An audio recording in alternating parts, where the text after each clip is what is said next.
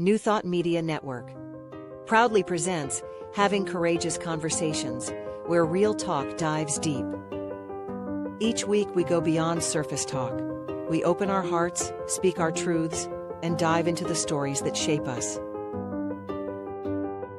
No scripts, no filters, just powerful, unforgettable conversations about life, purpose, healing, and truth. Join the conversation, because your voice belongs here.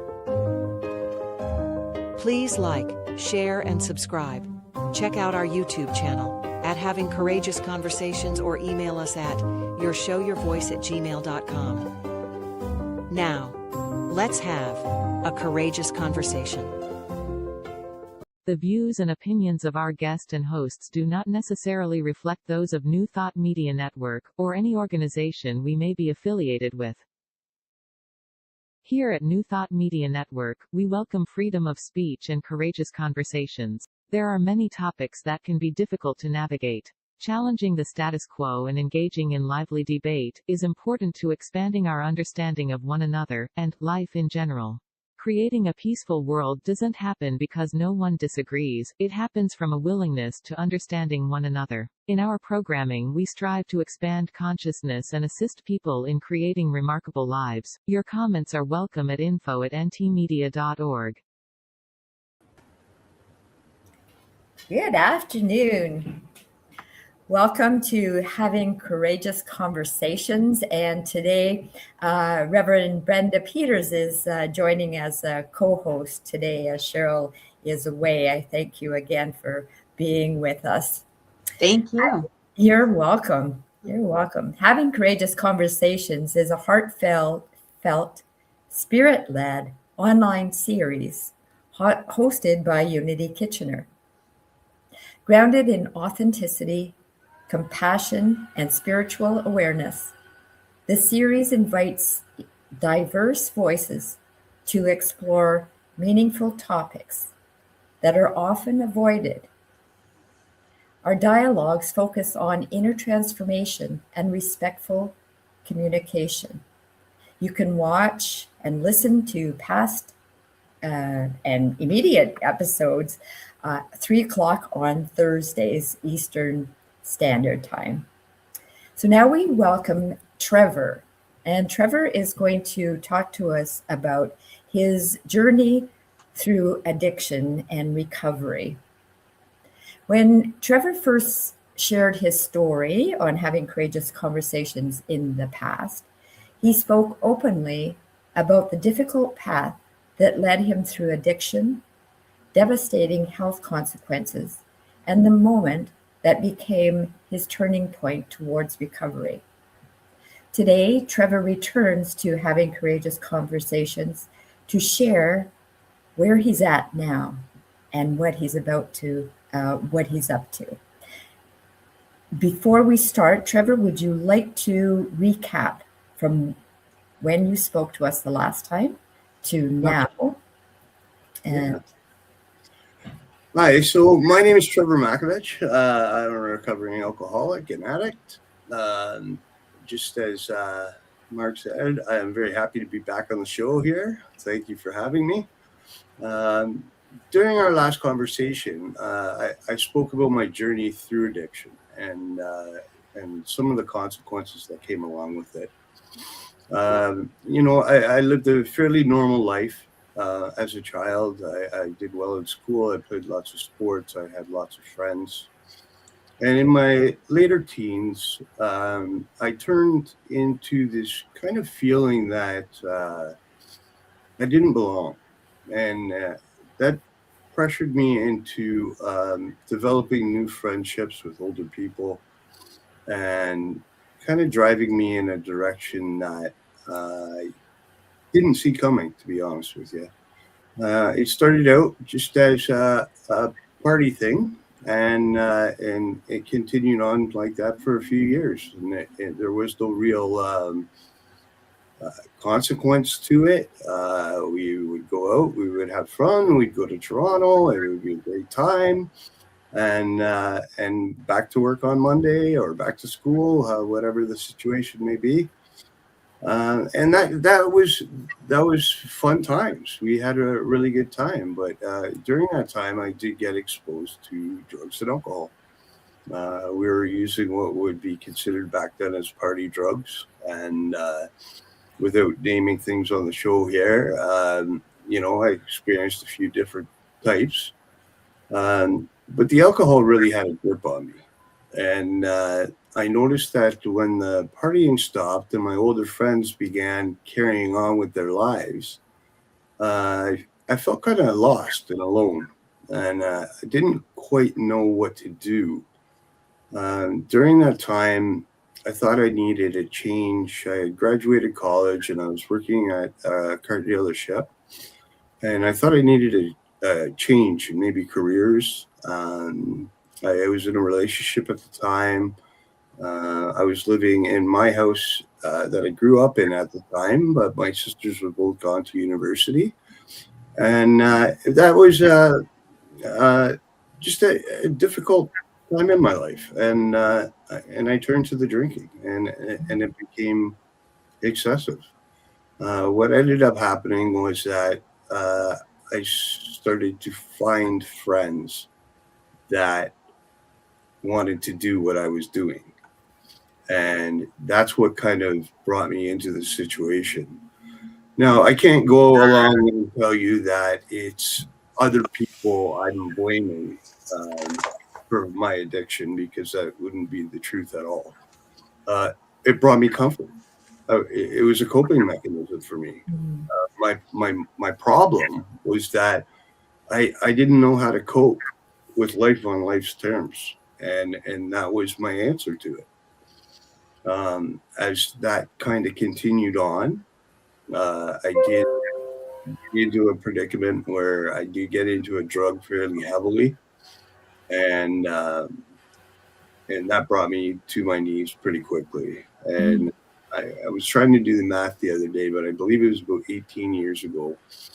I did a residential treatment program in Toronto. And when I came out of that, I stayed sober for about a year, but then I thought I could still drink. And that very quickly went sideways. And unfortunately, as I've seen in the rooms of AA over the many years that I've been there now, I didn't step out, find that there was a problem, and jump right back in. It took me 8 long years of hard times, losing jobs, losing girlfriends, losing homes, things like that, to really beat me down to my knees. And it was when the last house had kicked me out that it was actually a barmate. I ended up on his couch, and a nurse came in for him and realized the condition I was in. And they brought in a counselor, an addictions counselor from Stonehenge. She came in one day and said, "You need to go to the hospital." Not realizing the condition I was in. I was malnourished. I was underweight. I was in horrible condition. My liver was failing, and I was completely yellow. And that was my go-to the hospital day. And had I not gone in that day, I don't think I would have made it any further. I spent a few days in hospital, and unfortunately, it was on my mother's birthday that she got the call that I was in there and was not going to make it. I spent a few days in ICU, maybe a bit longer than that. It's kind of blurry. And I signed myself out and went home, or went back to the couch I was at, because I just I didn't want to die in the hospital. I didn't want to be in there. And so after signing that, I went back, and fortunately, this is going to sound weird, but fortunately, I had a grand mal seizure that put me back in the hospital again. And when I was in the hospital the second time, a gastroenterologist came to me and said, "Are you ready to give this a shot?" Right. And I was kind of on bended knees at that point. I was in and out of coma and on and off life support, um, and I said, "Okay, let's see what we can do." And they began medicating me to see what they could do, just to give me maybe a week or maybe two more, keep me comfortable. And each night I prayed, and my mom was beside me, I believe, every day. Um, Also, my sisters as well. And when I came out of that, I spent some time in the hospital. And when I came out, I was actually in a condition where I was bedridden, but alive. And Wow.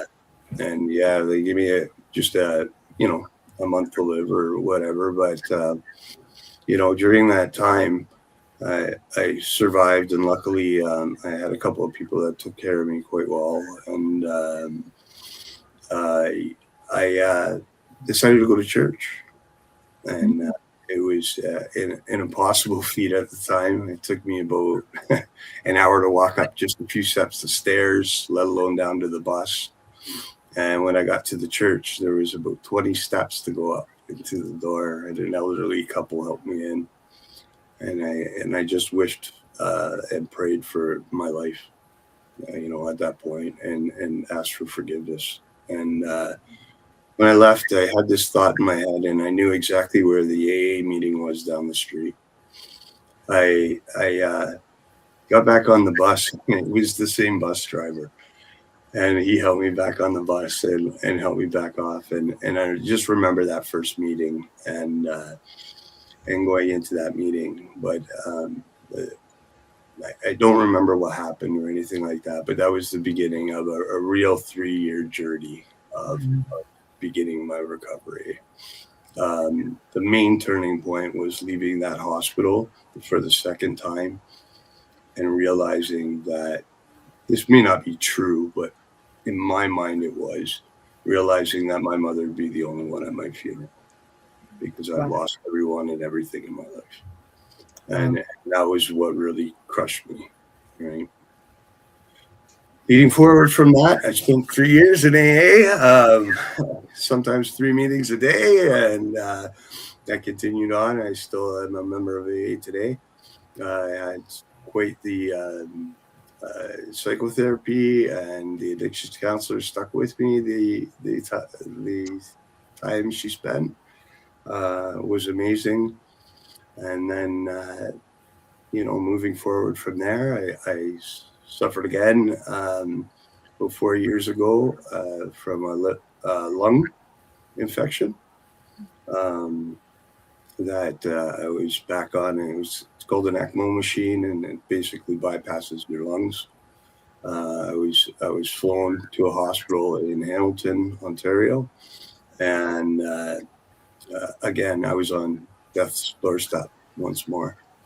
I had to come back from that again, and that was learning to walk and talk and all over again, which was a very difficult point in my recovery. But with my family around and my friends in AA, I was able to make it through that. A lot of them came to visit me in the hospital, and it's a miracle to see that connection really is the opposite of addiction, and that's what I've realized. Wow. When I stay connected, that's what really matters, right? That's amazing, Trevor. Thank you for sharing so openly. You're putting yourself out there. You're being vulnerable, and you let us know that it wasn't like, okay, flip switch, and you were dedicated. You are dedicated, I believe, to your life and moving forward in your life, and you're doing the work. And now it sounds like you're being an advocate for others. Before you continue, Trevor, I just wondered if Brenda had a question for you. Don't mean to put you on the on spot here, but just in case you do, I thought I would just. Well, I guess through all of your journey to sobriety and now even advocacy, what's the biggest inspiration or driver, or what keeps you going? My family, to be honest. I want to say it's a personal thing to strive to move forward, to progress. I do suffer, obviously, from the traumatic experiences I went through in terms of my health, my overall health. I feel the best I've ever felt in a lot of years, between the drinking and the recovery and everything. This is probably the best year I've felt, and I'm still going through some other health issues, but the main thing is my family came back into my life, and I've had this experience over the past over the past 9 years now of seeing their point of view and understanding their point of view, and living up to trying to live up to, not disappointing that, right? I felt ashamed of myself for many years. I felt the guilt, that weighed down on me. I want to say it was, depression and this and that, but it was really just my head going in circles about how can I make this better? How can I change? What can I do? Like, how can I be a better person, a better, and that actually brought me to just before I ran into the lung infection. Well, I should say just before, about a year and a half before. I fought with disability, and like Ontario disability and long-term disability, to go back to school to become an addictions counselor. And the reason behind that is the lady that helped me, right? And I had a good friend that said, just keep pushing forward. It's going to work out. Just keep pushing forward. And he kept telling me that. And he was taking a course at the same college I got into. And he said to me, you know what? I might still work at the bike shop when I'm done this, right? And I said, then why are you doing it? And then why are you pressuring me to do it, right? And he said, because it gives you purpose. Mm-hmm. It gives you meaningful purpose. And I truly believe that. And the one thing I kept in my mind is that if I go through all this struggle of trying to get into school and trying to get funding to get into school and things like that, what is the outcome, right? Like, at this time, I'm still so sick that, like, can I even work a job? Can I even, do that kind of thing? And a friend at a campfire the one night, he's got a couple of years on me, and he said, you know what your purpose is? To help one person. Like that one person was you at that time, right? Mm-hmm. So if you do all this work and all this effort, and you just help one person, that matters. That's worth it all, right? Yeah. And between that and what the gentleman said to me that was going to the same college at the time, it made a whole lot of sense, right? My last semester is when I had the lung infection. I only had one class during that semester. So I missed 6 weeks of the semester. And the teachers told me to drop the class and take it in another semester when I got healthy. And I fought back and forth with the school and said, all I want is an opportunity to make up to 6 weeks, and I'll finish the course. I did, and I finished that course, and I graduated. I graduated with the President's Award at Conestoga College for addictions and mental health counseling. Yeah. From there, I had a friend in AA that knew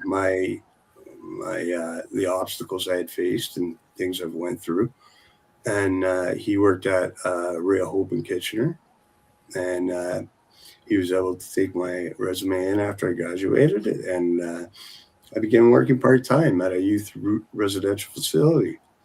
It gave me so much joy to bring my life experience and what I've been taught in school and put it all together and really make it work for others, right? I worked jobs that I always thought benefited me in the past, or I was striving towards a goal that was kind of a social goal. This felt totally different. This felt like, I was really making a change and making a difference, and it really helped me in my recovery to stay strong and move forward. And it's unbelievable how much you get back from helping others. That feeling just doesn't go away. It's truly special, right? Being of service. Yeah, absolutely. Right. Today, I kept in contact with the people at Stonehenge over the years, and I'm sure Kristen wouldn't mind me using her name. She's the CEO of Stonehenge now. She was actually my counselor's manager at the time. And over the years, I've had the opportunity to speak for Stonehenge, with Stonehenge, to the residents, to the community, which has been a great,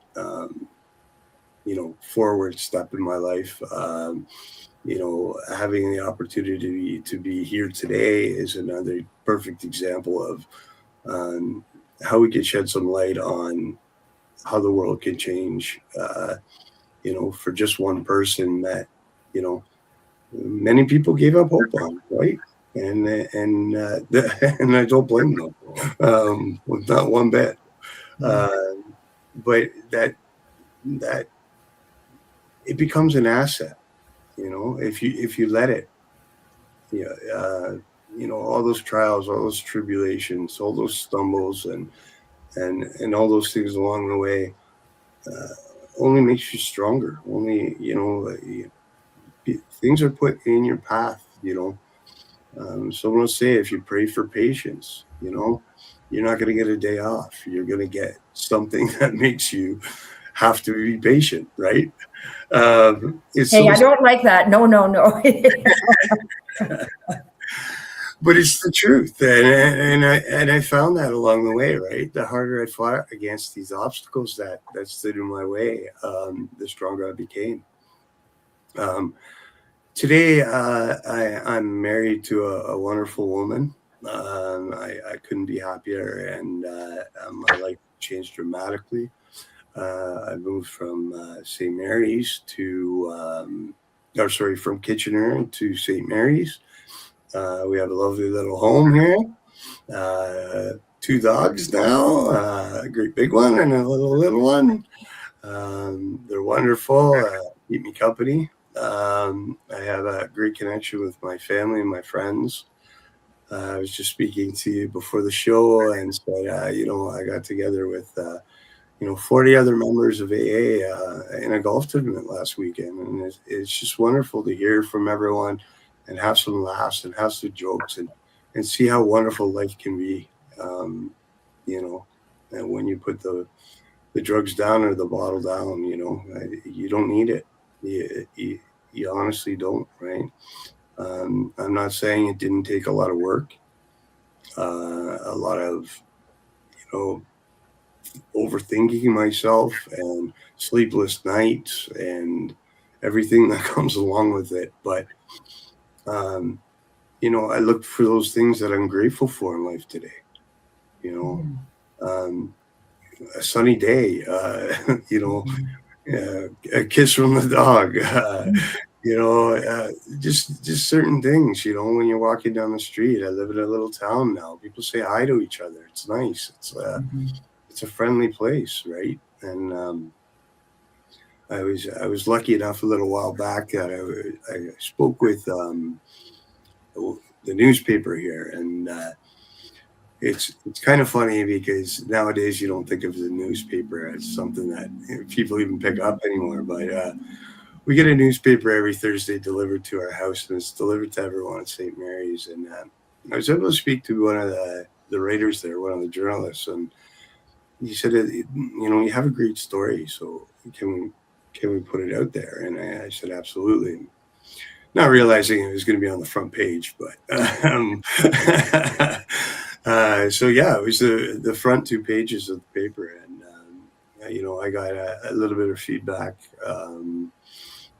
from people, whether to have shared that in a small town or whether to not have, and I said, you know what, it's time to be an open book. It's time to let people know it's okay to be open about it, and it's okay to be open about your suffering too, right?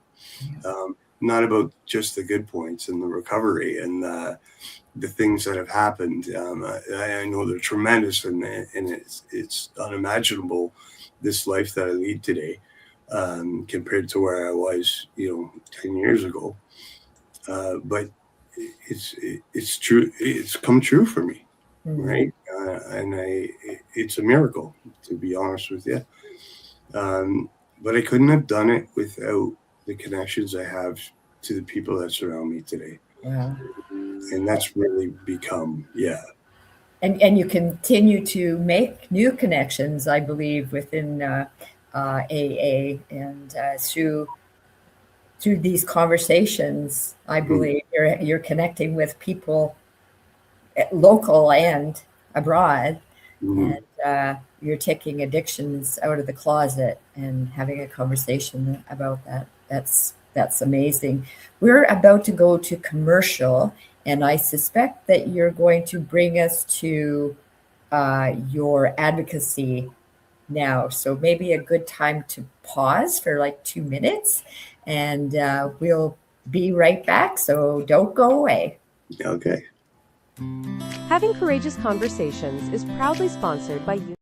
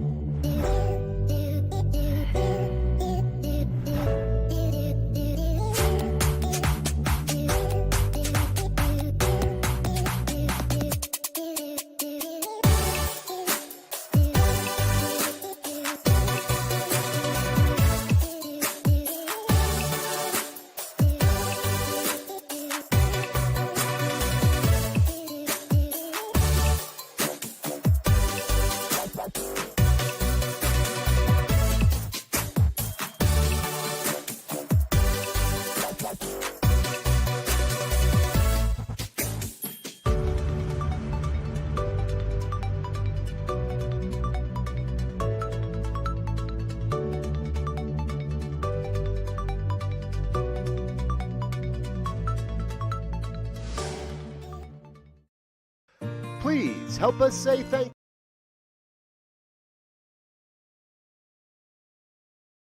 Please help us say thank you to all of our organizational sponsors, including the Hefferland Foundation, Affiliated New Thought Network, International New Thought Alliance, Science of Mind Archives and Library Foundation, Center for Spiritual Living Denver, Center for Spiritual Living Midtown, New Thought Philadelphia, Center for Spiritual Living United Life, Sunshine Cathedral, Planned Happiness Institute, Summit Center for Spiritual Living, One Heart Retreats, Universal Joy Center, Unity Kitchener, Unity Spiritual Center Ottawa, Home Center for Spiritual Living, Satya Center, Begin Within Ministries, Center for Spiritual Living, North Jersey,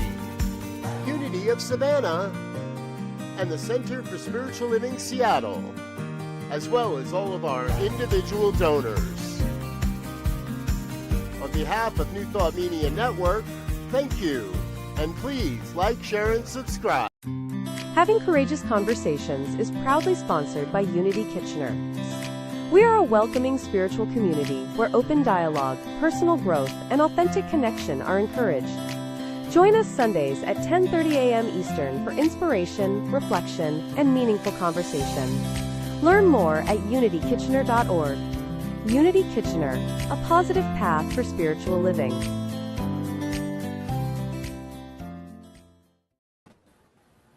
Welcome back.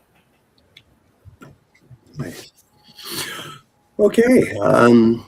As we begin to talk about advocacy, I just want to just kind of point out that there's still quite a bit of stigma and discrimination against people who use drugs, are homeless.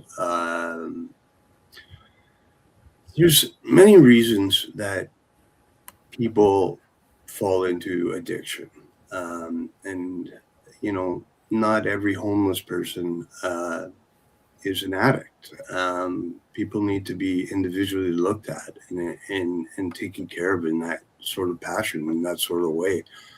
We all have a different journey and we all have a different recovery. And, you know, there's things that make us each special.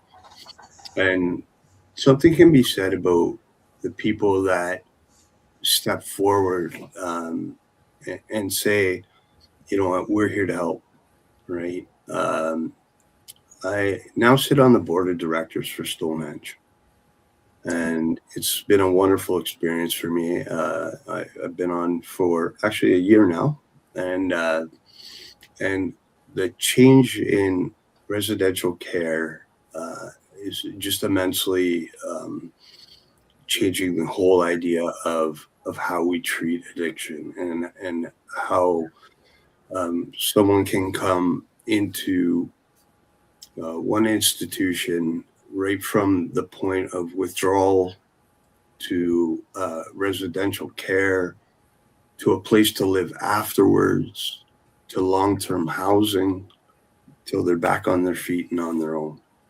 And that's what the social, like the whole system needs to begin looking at. I'm not saying that other options don't work for people. You know, I definitely said I was a member of AA and that was very important to me. Some people need specialized help. Some people have, you know, illnesses or, you know, they're afflicted by something, maybe past trauma and things like that, that need to be looked at. When I stand up and I speak in front of people, I want people to be aware that, you know, we say it's a choice to be an addict, and I just hate that. Sorry to be so blunt about that, but it's not a choice. It's the way we cope, and it's the fact that if I can't feel the pain and the suffering and the loneliness, or someone may be diagnosed with ADHD or something like that, it slows down their mind and they're not all over the place, but then become, you know, we build these patterns in our brain that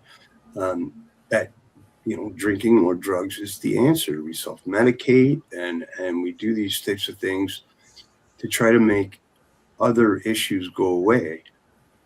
And it's the issues that we need to be looking at that are causing this kind of thing. And dealing with youth, I can really see a difference or a change in the way we confront people that want help. There's this willingness that we're beginning to see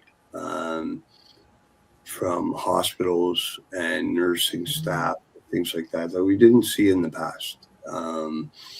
It was more of a, get you sober, get you healthy, get you out of the hospital. It was. I was there many times, and it's unfortunate that way. Now we're seeing social workers step into these roles in hospitals, and I was lucky enough to volunteer at KW Hospital in the psychiatric ward, and realize that it is a lot of pain and suffering that these people are trying to cover up, and how do I word this correctly? I don't blame them for self-medicating, but it's not the answer, right? What if we follow? Well, sorry, go ahead. Is this a global problem, Trevor? Yes, it is. Yeah. We do see in certain areas of the world, and I've done a little bit of research on this, where the addiction rates are quite lower than in North America. And the reason behind it is a perfect example is Portugal. There's no criminal offense to any kind of drug or alcohol. So because it's a common, I guess, thing you can access, people grow up understanding, like having the knowledge from a young child that this is, for joy or partying or this or that. This is not for, hiding your pain and dulling your feelings and doing those kinds of things. And that's ingrained in them from a very, very young age. And I have a few friends, very close friends, that grew up in the islands in Portugal, and they said, like access to the stuff is no different than in North America. You still have to, find a dealer and that kind of thing. It's not on a store shelf. Maybe alcohol is, but but they understand the consequences before they ever do anything, right? And I don't know if that seed was implanted in our schooling system and things like that when I was younger. I remember the old "say no to drugs," right? Slogan. But we didn't really get taught about it, right? Right. And what could actually become of it. Kind of the stepping stones to the way we understand things today, the way neuroplasticity works in the brain and things like that, where you're actually creating a separate pathway in your brain to focus your coping strategy that way. So then it eventually is becoming a reaction instead of, or an impulse instead of something you're thinking about. Right. Yeah, that's for me. I've been sober for 18 years and I'm part of AA. And you're talking about coping and, basically learning how to deal with your feelings, especially in traumatic situations. And I agree with you. When we're young, not always are we taught, well, back then, I'm not really sure what they're doing today, but it seems like today's youth is more mental health aware, which really helps with that learning how to deal with your feelings, especially in traumatic situations. And I know for me, that was one of the reasons why I drank the most, was because I had big feelings and I had no idea how to handle any of those feelings, except for maybe anger. That's not the easiest one I could get to. But I'm curious, with the youth that you work with, what's the youngest do you know, I guess, that you've worked with? I had a 13-year-old drug dealer. again, we won't get into what the substance was, but it was something very destructive that we see on the streets everywhere now. That is killing off tens of thousands, if not more, of people a year. And yeah, at 13 years of age, I would have never thought about any of that. Like, you know, I was like roller skating and playing hockey out in my driveway, you know. So is that how do you work with them then? Do you teach them how to handle feelings or how to switch their culture that maybe, you know, because the drug culture and even the alcoholic culture is very different from everyday life culture. Yes. And a major factor of that is who you're surrounding yourself with. I spoke a little bit about connection being, you know, the opposite of addiction, and I stole that from John Harari, just so you know. It was in one of his TED Talks, and he I went on to explain to this younger generation that it's okay to be mad, and it's okay to be sad, and it's okay to feel lonely. It's what are we doing with it? You know, are we holding it inside? Because that's not the answer. Are we talking to friends that listen, or are we just posting it on social media?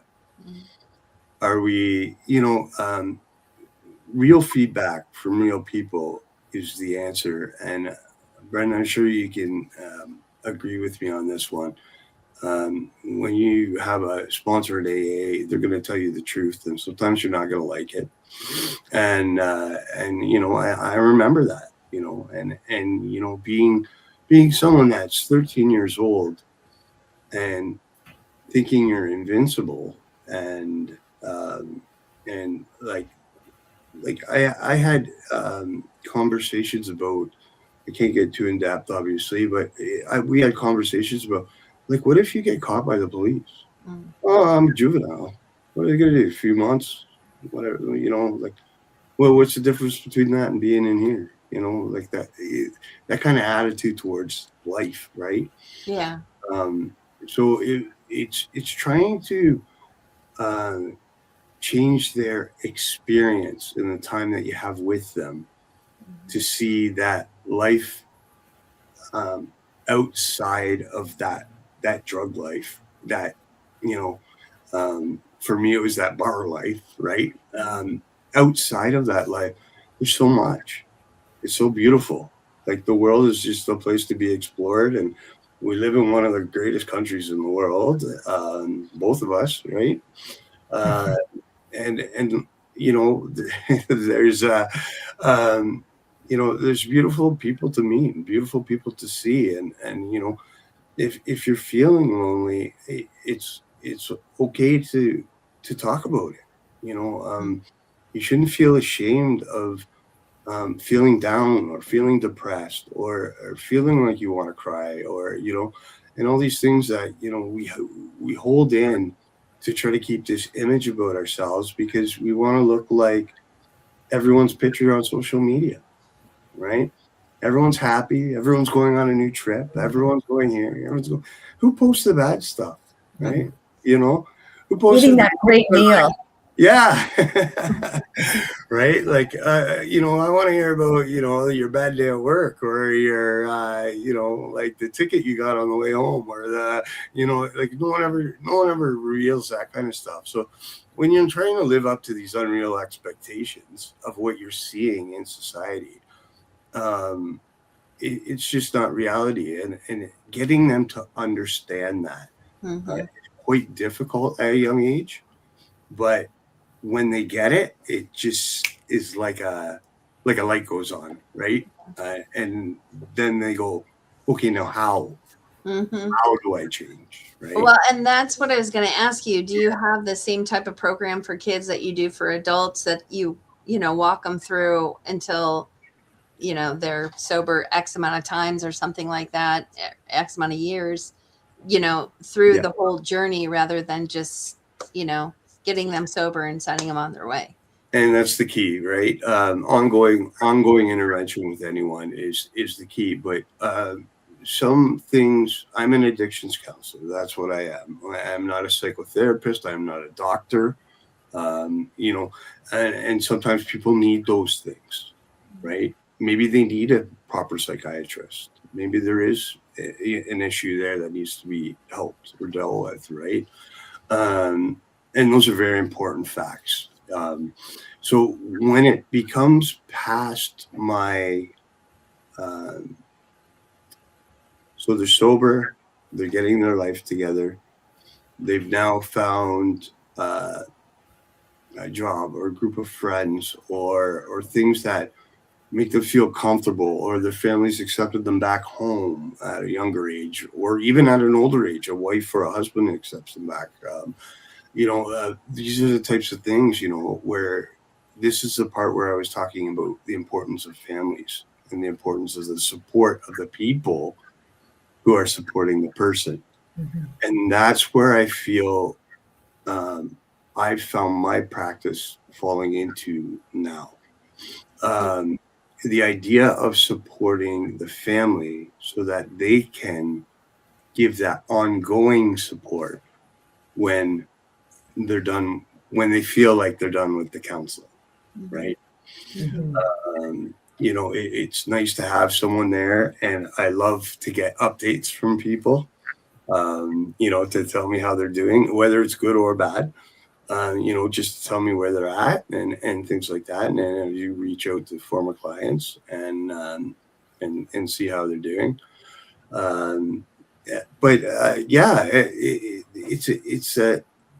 It's a necessary stage. We use the same kind of process in terms of building boundaries, looking at what we've done and what we should atone for and things like that.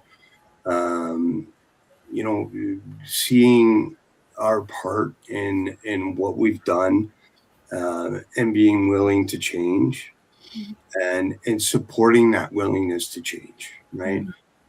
Supporting someone that relapses, right?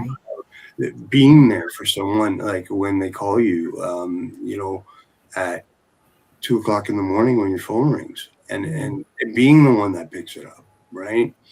On a professional side of things, I stick to a schedule, but on a personal side of things, if it's these good friends from AA and that phone rings at 2 a.m, I'm picking it up. I'm answering that phone call. Why? Because people did it for me, right? And if you can get these people involved, some people, church is the way they go. Some people, sports. Some people, go back into work, and that's really comforting for them. So what it doesn't matter the avenue. It's that purpose and progress of going forward. And I always try to reiterate the fact that you're not coming from nothing. Okay. You just had a stint in your life that, was hard, right? You're going to make it through. And now you made it through, and now you're going to make it forward, and life's going to be even better than you could have ever imagined. And no one believes you when you say it. Yeah. I remember when I walked into the rooms of AA, they have the promises in AA. And I remember that, I don't know, during my first year hearing the promises. And then going, no, that'll never be. Yeah. I don't know. And now I sit here 9 years later going, like, I can't believe what's happening. Like, I can't believe, I was speaking for the city council and stuff like that for at a Stonehenge event and supporters of Stonehenge. And I was able to just a quick 15-minute little blurb, and it was the understanding that these people that support these organizations and these communities don't understand what they're providing on a frontline basis.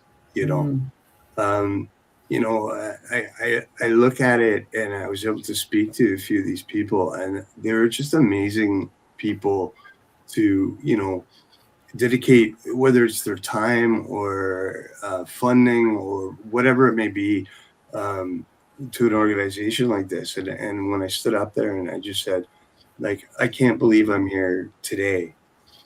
And then Kristen was standing beside me, who's the CEO, and she goes, yeah, and now he's my boss, right?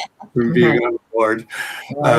It was pretty good for a laugh, how life comes full circle, and just a little joke like that, the way it makes you feel, right? Like, so as a counselor, addiction counselor, do you encourage, like, if the families are there and want to be a part of the recovery, do you encourage them to go to Al-Anon then?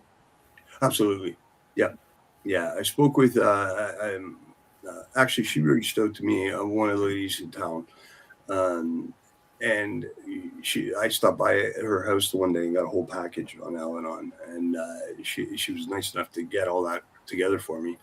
And yes, I absolutely, I think it's a brilliant program. For people. I also believe that not every person fits that mold. I don't know how to say that properly, but not everyone fits into AA either, right? Like, so I don't mind counseling, like, family members and things like that, but more on a role play basis, as opposed to I'm an expert.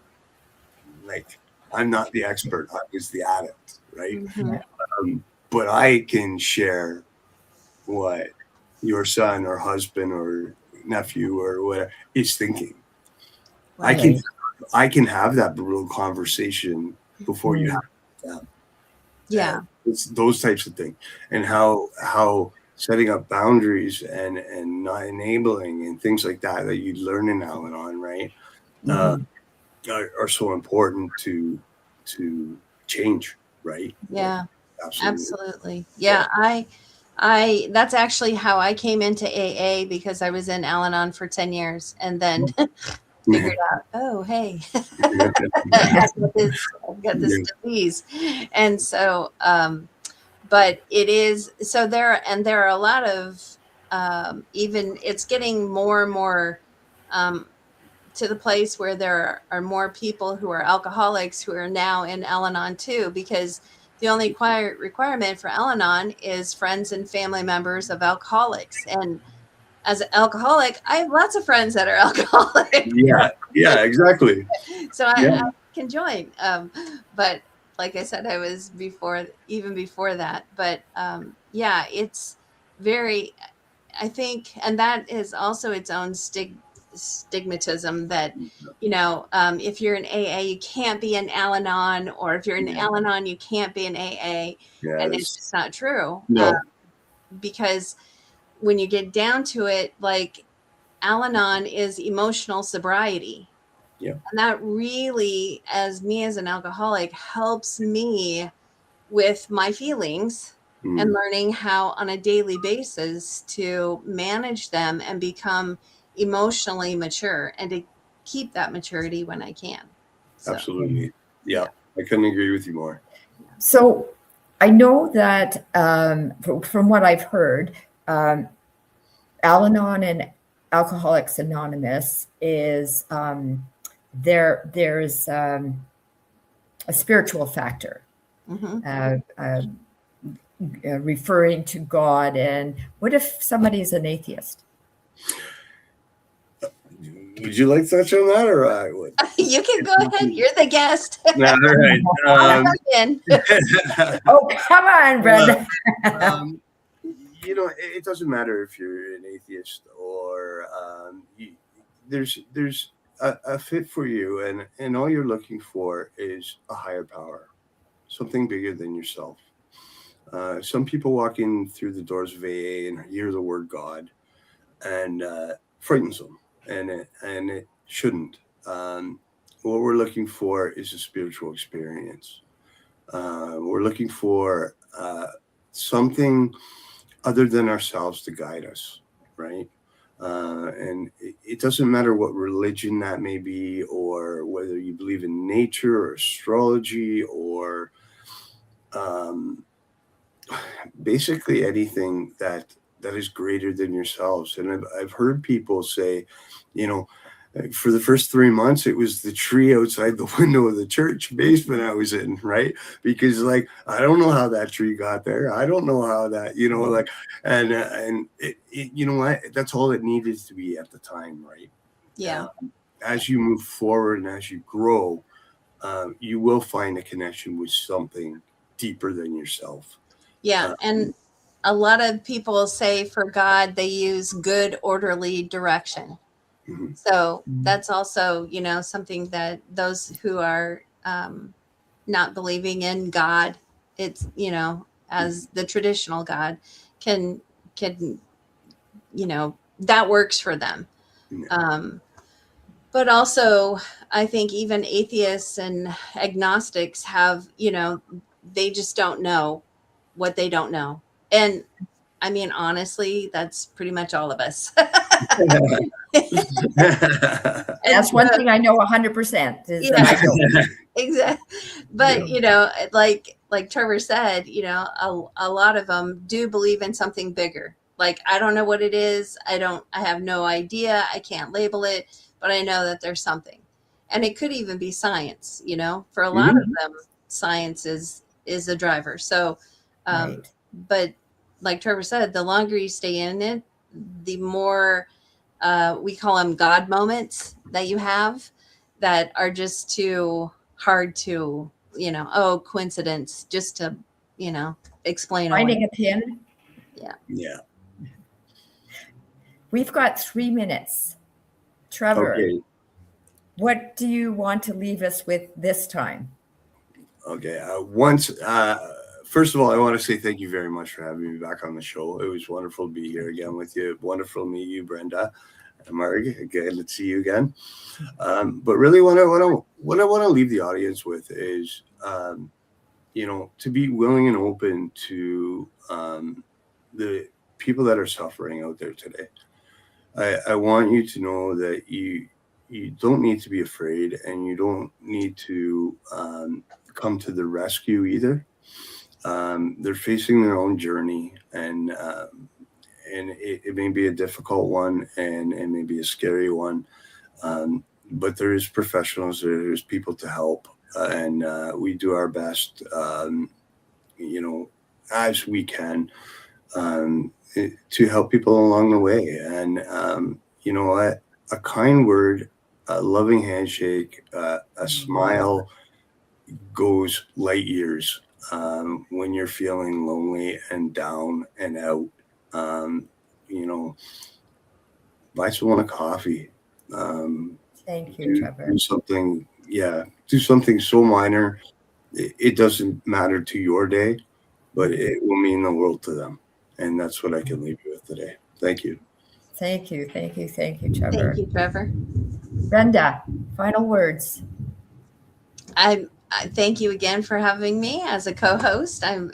This was great. I love it. I could talk recovery all day long. Fast forward, maybe an episode that's what we do. Yeah. You know, have more dialogue. And I thank you both for sharing vulnerably and openly. And I'd like to leave by people knowing that there is support out there through AA, through Al-Anon, and speaking your truth, I think, is so important. I look forward to seeing you next week, Thursdays at 3:00 for Having Courageous Conversations. Thank you, Deja, in the background, for keeping us going. And I wish you all a great day. On behalf of everyone at New Thought Media Network, thank you for being a member of our virtual family. Your financial contributions help share the New Thought message with people from around the world. Please visit and contribute at www.ntmedia.org/donate. New Thought Media Network. Come be you. And please like, share, and subscribe. Until next time.